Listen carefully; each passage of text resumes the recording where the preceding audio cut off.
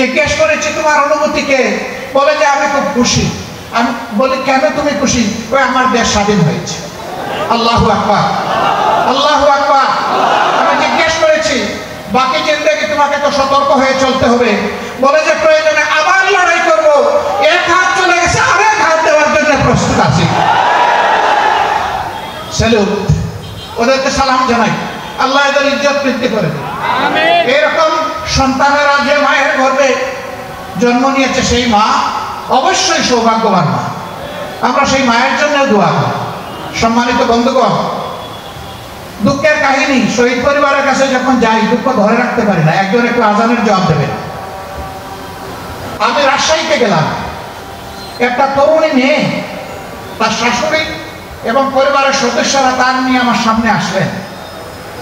সে বিয়ে হয়েছে 1 বছর, স্বামী রিক্সা চালাতেন। এই আন্দোলনে তিনি শাহাদত বরণ করেছেন। আমি তাকে জিজ্ঞেস করলাম, মা তুমি কেমন আছো? সে কেঁদে দিয়ে বলল, আপনি আমাকে মা বলেছেন, আমি শান্তি পেলাম, কিন্তু আমার গর্ভের সন্তানের কি হবে? আমার গর্ভে তো 6 মাসের সন্তান। সে চোখে অন্ধকার দেখছে। আমি তাকে বললাম, আল্লাহ আছে, আর আজকে থেকে তোমার সন্তানের আমরা হচ্ছি অংশীদার। এই সন্তান জন্ম নেও, একটা সুস্থ সন্তান হিসেবে আমরা দোয়া করি। ছেলে হোক মেয়ে হোক, যতদিন তার লেখাপড়ার প্রয়োজন হবে এই বেড়ে ওঠা পর্যন্ত এই দায়িত্ব বাংলাদেশ জামাত ইসলামের।